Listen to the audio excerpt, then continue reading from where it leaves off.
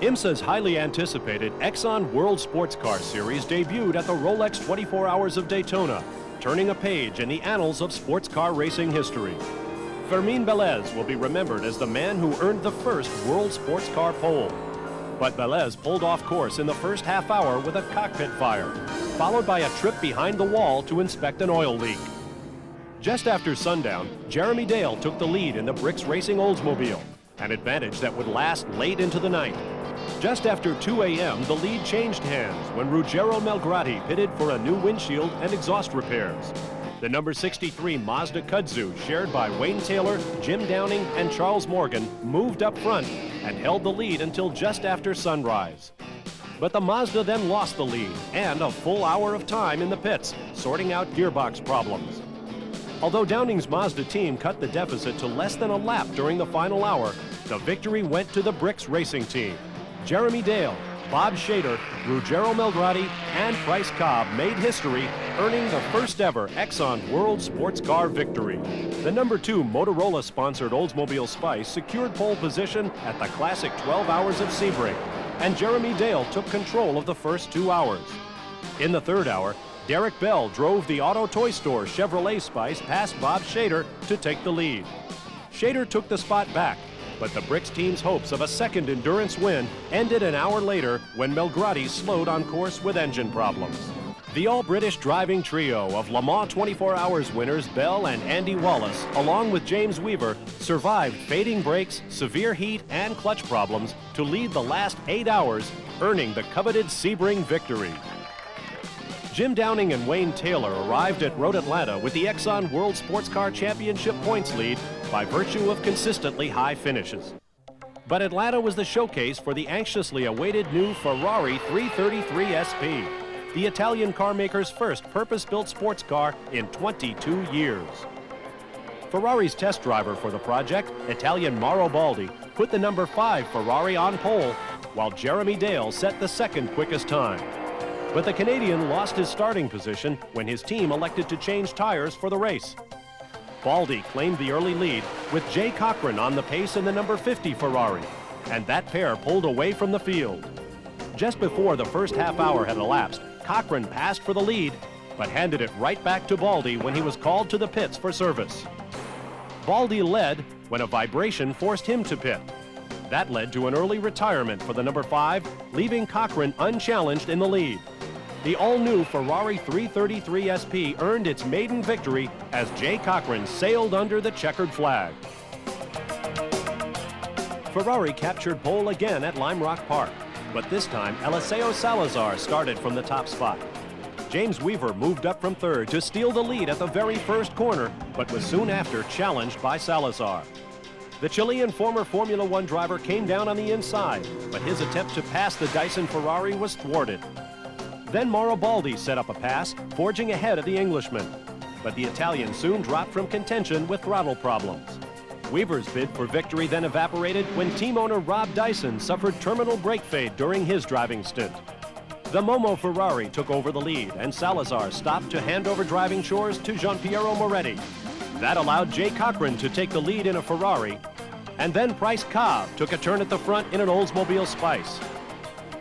Moretti, whose personal influence helped bring Ferrari back to sports car racing, eventually caught and passed Cobb and took the checkered flag. In victory lane, Moretti and Salazar celebrated the Italian's first victory in 14 years. Salazar captured his second and Ferrari's third straight pole at Watkins Glen. The question in the paddock was, could the Ferrari go the 500-kilometer distance? The Momo Ferrari team barely made the grid, changing an engine on race morning. Yet Salazar forged into the early lead, followed by Jeremy Dale and James Weaver. Hugh Fuller encountered oil on the track, pirouetting into the tire barrier and bringing out a yellow flag. Salazar chose to pit on the restart, allowing Weaver to take the lead. But Weaver's advantage was short-lived. The Ferrari-powered Dyson soon needed new tires, and that allowed Dale to pass. When Dale made his stop, the Momo Ferrari pounced, Salazar passing just as the Oldsmobile rejoined the race. Bob Shader gained the advantage when the Momo Ferrari stopped for maintenance, then handed the lead back when his Oldsmobile ran low on fuel. Salazar narrowly avoided disaster when a slower car got loose in a corner as the Ferrari passed on the outside. Dale began closing in on the leader in the final stages of the race when he was forced to dive to the pits with a problem. His day was over. A broken upright had dashed his team's hopes of victory. Gianpiero Moretti took the checkered flag along with Eliseo Salazar, giving the Momo team back-to-back victories, while series points leaders Wayne Taylor and Jim Downing finished fourth.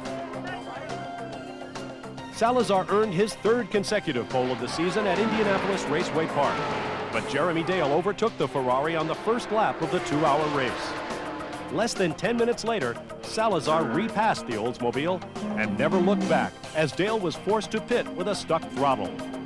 Fermín Velez, teamed with Andy Evans in a Ferrari, charged after the leading Momo machine and closed the gap to 8 seconds. But Velez simply ran out of time as Salazar and Moretti earned their third straight victory of the season. By Laguna Seca, Wayne Taylor and Jim Downing had amassed a 21-point lead over Jeremy Dale with no victories but plenty of consistently high finishes. Andy Wallace returned for the first time since his Sebring victory and upset Eliseo Salazar's chance for a fourth straight pole. Wallace looked like a race winner until his car was pushed behind the wall at the halfway mark. The number 33 machine's mechanical problems gave the lead to Salazar, who would still have to contend with Fermín Velez. The Spaniard took the lead during the Momo Ferrari's pit stop. The lead changed hands for the fourth time when Velez stopped for service, putting Salazar back out front. Suddenly, Taylor went off course into the gravel trap, bringing out a yellow flag that placed Velez right behind Salazar for the restart. Velez then shouldered past the Chilean with 5 minutes remaining to share his first ever World Sports Car victory with team owner and co-driver Andy Evans. Salazar finished second, while Jeremy Dale's third place finish tightened the championship points race. Dale left Laguna Seca just 16 behind the combination of Taylor and Downing. At Portland, Andy Wallace took his second straight pole, with Jeremy Dale starting outside on row 1. The Momo team's decision to change tires on their Ferrari for the race compromised their position on the grid. Gianpiero Moretti started his car from last place. There was action at the start, entering turn 1, when Jeremy Dale missed the chicane and Wayne Taylor was bumped sideways. The incident knocked the wing from the number 63 Mazda and damaged the rear bodywork, sending points leader Taylor to the pits for repairs. Andy Evans pushed his Ferrari into the lead during Wallace's pit stop to hand over his Oldsmobile to Hugh Fuller. Then Evans stopped for service, and when Fermín Velez took over the wheel, he was assessed a stop-and-go penalty for exiting the pits at a speed judged not reasonable for the conditions. Hugh Fuller's number 33 Oldsmobile was back in the lead after a rash of pit stops. Then Jeremy Dale overtook Fuller as Wayne Taylor slowed on course with a problem. Moments later, the battle between Fuller and Velez for second produced the highlight of the season. To keep it close, he'll go down the inside, oops, and up onto the curb and into the air. Good, great. And Fuller's car comes to a stop on its side. Velez has tremendous front-end damage to his car. I've never seen anything like that, but that wing, actually the wing is what held the car up and stopped it flopping over then. And Fuller jumps out. Fuller tumbles out. Now he's going to try to turn the car over. Ah!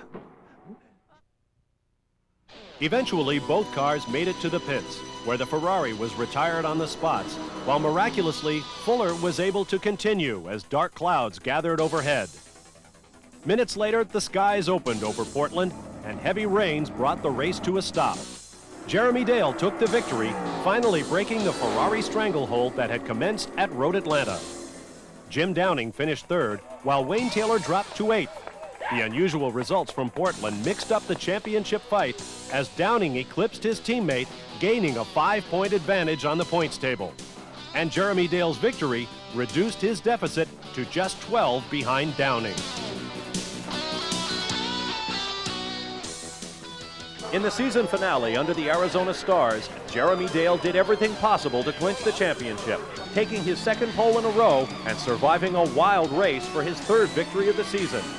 Taylor joined the event after the first round of pit stops, taking over the Mazda-powered kudzu from Jim Pace, while Jim Downing climbed aboard the Buick-powered sister car following guest driver Stanley Dickens. When Downing handed back to Charles Morgan without fulfilling the minimum drive required for points, Wayne Taylor's third-place finish behind Jeremy Dale and the Giampiero Moretti Eliseo Salazar Ferrari clinched his long-sought Exxon World Sports Car Championship. Wayne Taylor's association with IMSA dates back to the late 1980s, where his talent was quickly recognized as he took 4 poles during his first full season in 1991. A self-proclaimed fan of North American sports car racing, Taylor made no secret of his championship quest. IMSA's first Exxon World Sports Car title was a trip to the unknown, a new formula that underwent constant evolution. But one thing did not change: the spirit, ambition, and talent so vital to any championship dream. Wayne Taylor is a tenacious competitor, never flagging in the pressure of competition. He had a plan to which he adhered. We salute Wayne Taylor, Exxon's first IMSA World Sports Car Champion.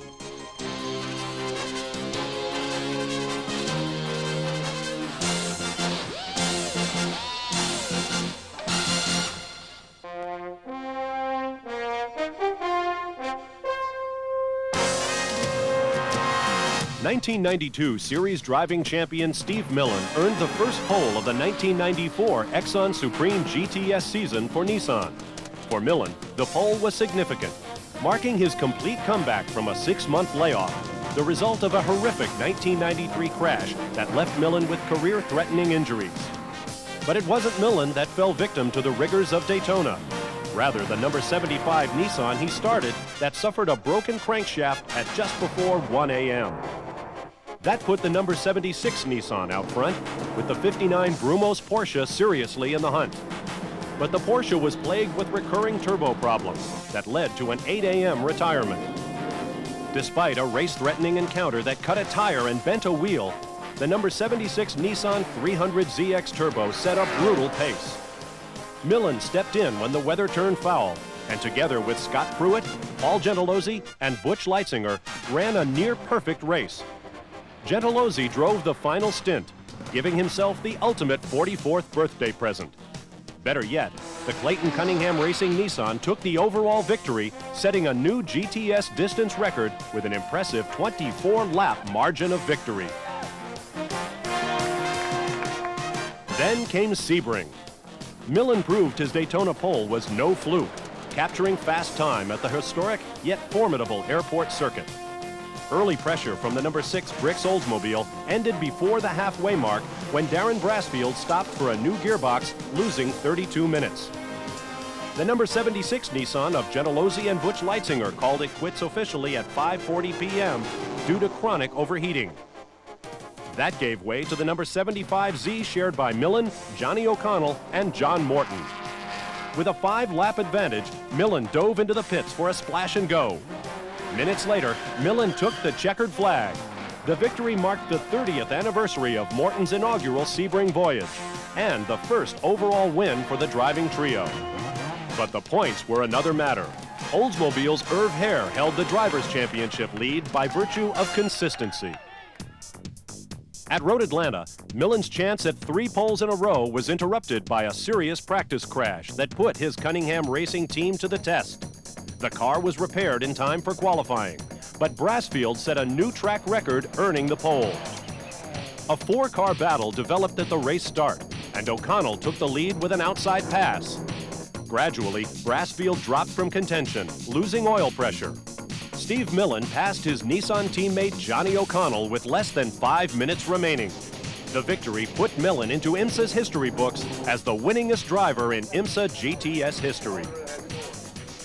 Millen entered Lime Rock with the Exxon GTS Drivers' Championship lead, but a turbocharger problem early in qualifying hindered his efforts for pole. O'Connell set fast time, but was relegated to the back of the grid, the result of a turbo boost irregularity. This elevated Irv Hare to the pole, producing a pure Oldsmobile front row, with Darren Brassfield taking the lead from the green flag. O'Connell and Millen sliced through traffic, moving up to 3rd and 4th. But O'Connell cut a tire, leaving Millen to pursue the Oldsmobiles. Millen caught Brassfield, then passed him for 2nd in the S's, but lost position when he went off course, avoiding slower traffic. Millen made another attempt to pass Brassfield on the last lap with an outside pass in the uphill turn. But the two touched. Millen spun to the inside while the Oldsmobile bounced across the chicane. Meanwhile, Hare, who had passed Brassfield in the early going, extended his lead, then sailed to victory, giving Oldsmobile its first win of the season. Brassfield held on to second, followed by Millen in third. The victory put Hare back on top of the championship point standings. Hare went on to secure pole for the third longest race of the season at Watkins Glen. Teammate Darren Brassfield handled the early lead, but his Oldsmobile was plagued by broken wheel nuts. As Brassfield fell back, teammate Hare took control of the 500-kilometer event.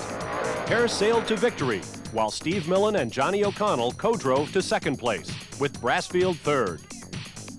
By Indianapolis, the Nissan Oldsmobile battle had heated up when Darren Brassfield collected his second pole of the season, giving Oldsmobile 4 in a row. Steve Millen, who started alongside Brassfield on the front row, took the lead on lap 1, then led a 4-car train. But suddenly Millen went off at turn 15, hard on the brakes, avoiding traffic, handing the lead to Hare. That left O'Connell to pursue the leading Oldsmobile until Brassfield dove down on the inside of the Nissan, knocking O'Connell off course, spinning into the grass. Irv Hare took the checkered flag, collecting his third consecutive victory of the season and extending his championship points lead over Millen. Nissan came to Laguna Seca with reinforcements when Belgium's former Formula One star Eric van de Poel was added to the driver lineup. 3 Nissans captured the top 3 starting spots with O'Connell on pole. Steve Millen took the early lead, but was passed by O'Connell, who extended his advantage to more than 13 seconds. Millen finished second, followed by van de Poel in third. The sweep gave O'Connell the chance to celebrate his 32nd birthday on a pure Nissan Z podium. Steve Millen then made history at Portland, earning his 23rd career pole, setting a new IMSA GTS record. Millen took control of the early lead, while Eric van de Poel passed Hare for second. But the Belgian went off course, passing slower traffic, forcing him to pit for new tires. Then Johnny O'Connell attempted a pass on Hare in the festival curves that sent both cars off course. O'Connell continued, but Hare's day was over, bringing out a yellow flag to tow the Oldsmobile to safety. That allowed Darren Brassfield to move up to second, seeking his third straight GTS victory at Portland. But Millen upset the Portland Maestro to take the victory and clinch the all-important Manufacturers' Championship for Nissan. The win also elevated Millen to the Exxon GTS points lead. Irv Hare's failure to finish drastically changed the point spread, setting the stage for a fierce 3-way battle to earn the coveted IMSA Exxon Supreme GTS Drivers' Championship.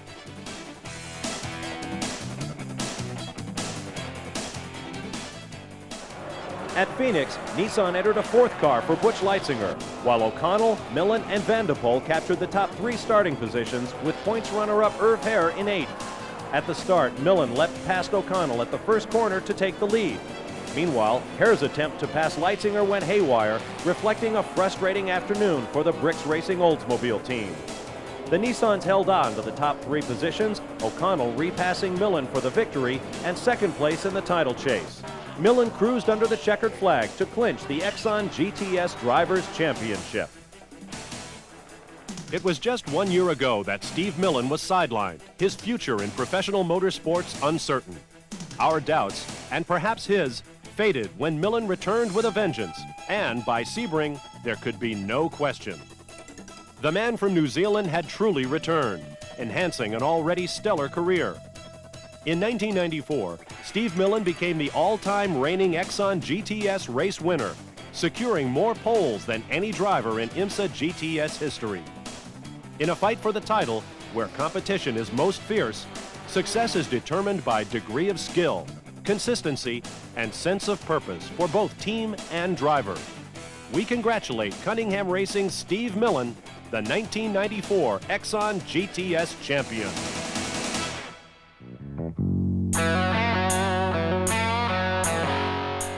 Atlanta began Exxon's Supreme GTO show. How the season would go? Surely no one could know. Charles Morgan was back, defending GTO champion. But Joe Pezza earned pole, upstaging the Arkansan. From the very first moment, the green hanky flew. Could Pezza beat Morgan? Something nobody knew. Pezza and Morgan was how the race started. Joe jumped to the lead. An advantage he guarded. More than 12 seconds was the cushion he built. Joe increased it to 20 in a race at full tilt. With just minutes remaining, Morgan slowed on the course. A tire went down. He said that was the source. He gave way to DeVries, who moved up into second. But Pezza was poised when that checkered flag beckoned. This guy Pezza was tough, something we all could see. He left Road Atlanta with the GTO lead. At Lime Rock in May, Pezza once again struck 2 poles in a row. It just couldn't be luck. Pezza started his Mustang from spot number 1. When DeVries was knocked off, all his chances were gone. Soon Johnny would learn that this dude sure was tough. As Joe took the win, would 2 straight be enough? At Watkins Glen, Riggins qualified the Ford, meaning Pezza would start from the front row once more. Pezza started the race and soon led the whole field. He held on to that lead, a position to shield. Minutes later, the flag waved for a short full-course yellow. Scolo popped a tire big time, a most unhappy fellow.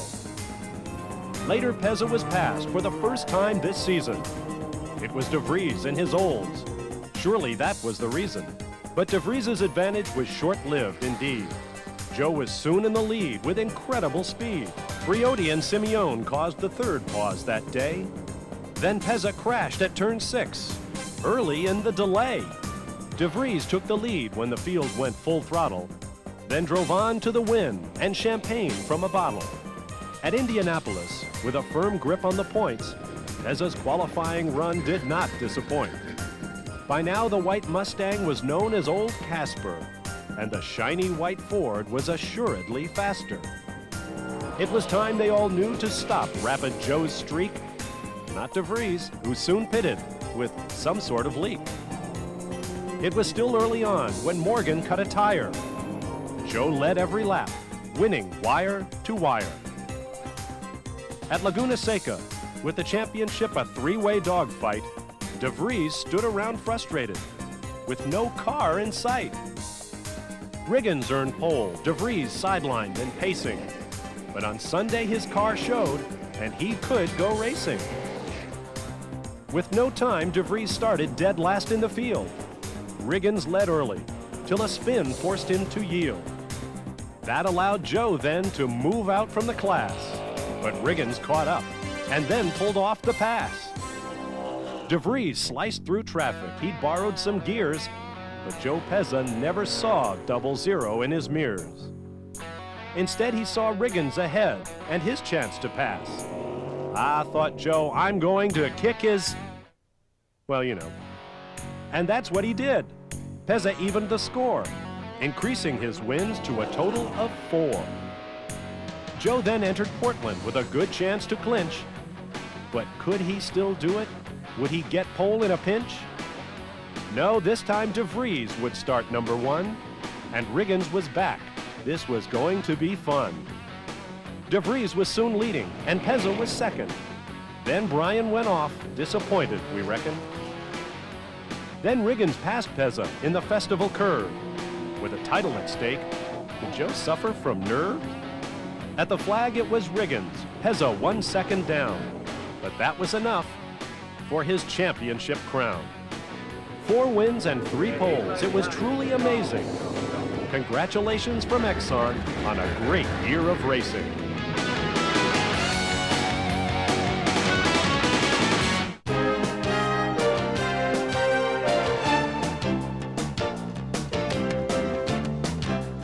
IMSA's Exxon Supreme GTU season opened at Daytona with Harold Gross on the pole in the 02 Porsche 911 RSR.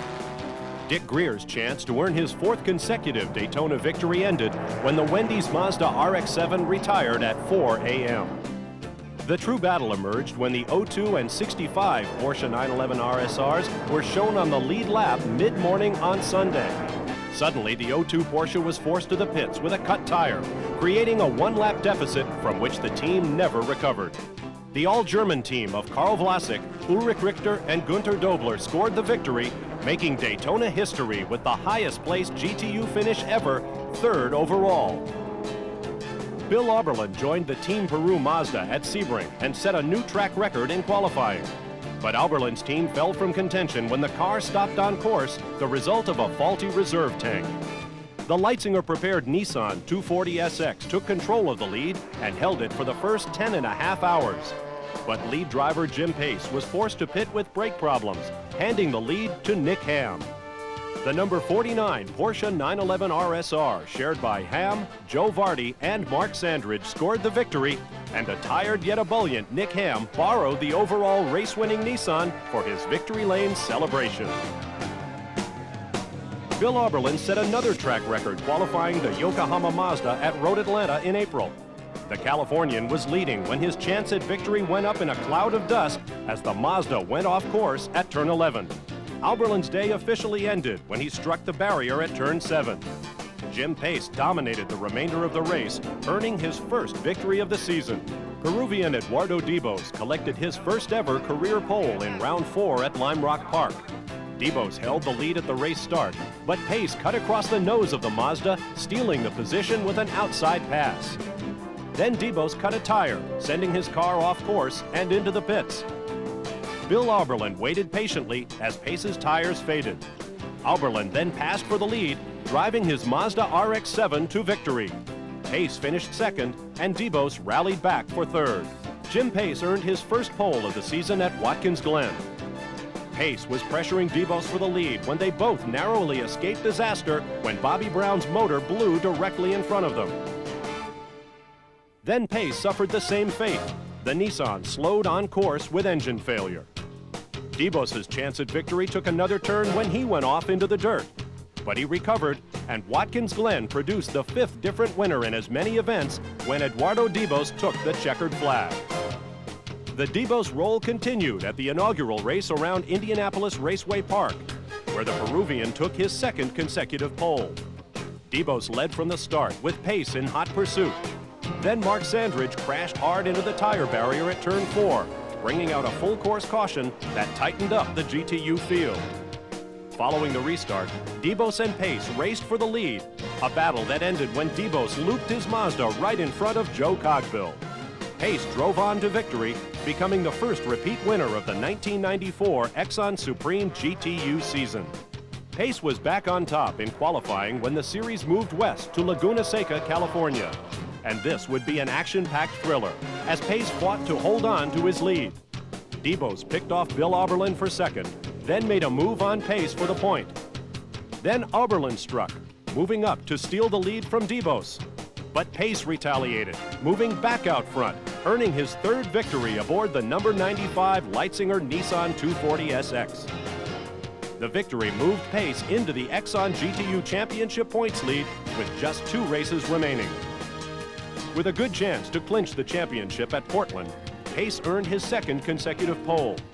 But his chance of closing out the championship took a curious turn. A mechanical problem caused the Nissan to slow on course, the result of a throttle linkage failure. Amidst a major reshuffling of the GTU field, Pace's teammate Butch Hamlet took over the lead, with Dibos and Auberlen in hot pursuit. The 2 Mazdas attempted to pass the leading Nissan in the festival curves at the same time, causing a 3-car traffic jam. Hamlet ended up with the advantage, driving to an emotional maiden victory. Auberlen held on for second, followed by Dibos in third. The stage was set for a showdown at Phoenix, Arizona. Dibos trailed Pace by just 9 points for the championship.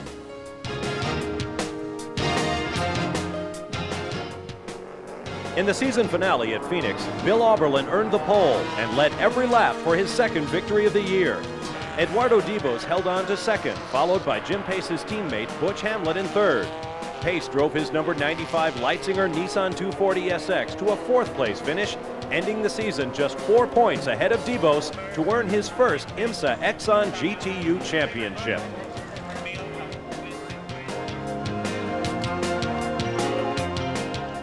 Jim Pace has moved up through the ranks, earning Rookie of the Year honors in Skip Barber open-wheel cars in 1988 and 1989.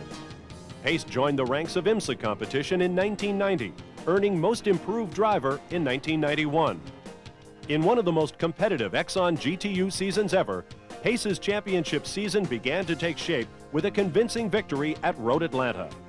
Throughout the season, he was determined and consistent, key ingredients to winning titles. On behalf of Exxon Company USA, we congratulate Jim Pace, the 1994 Exxon Supreme GTU champion.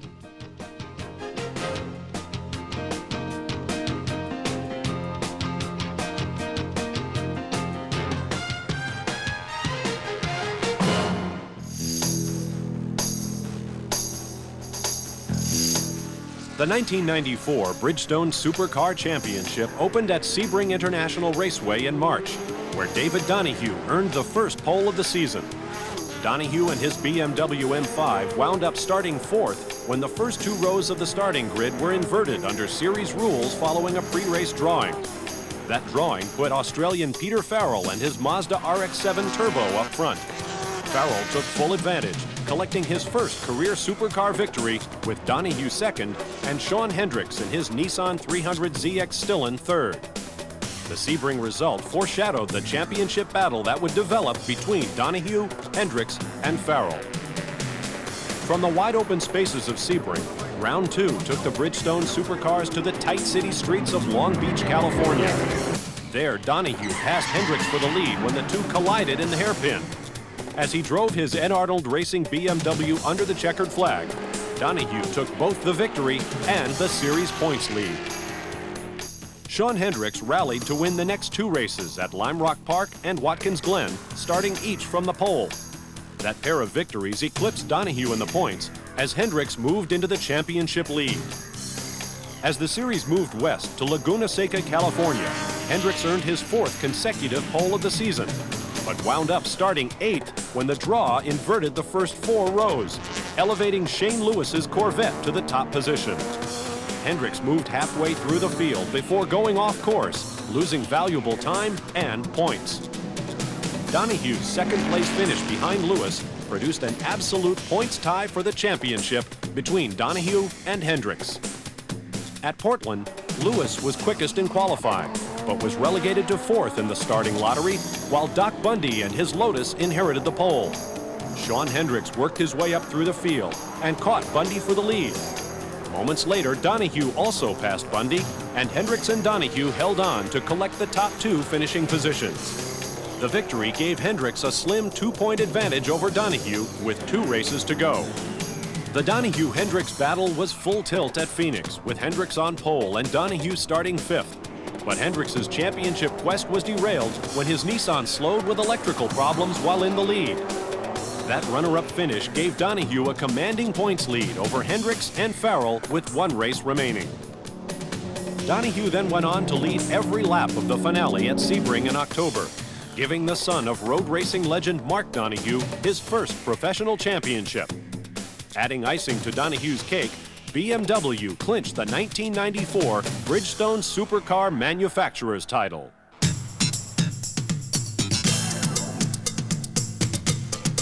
The 10th running of IMSA's Street Stock Endurance Championship produced 3 first-time champions.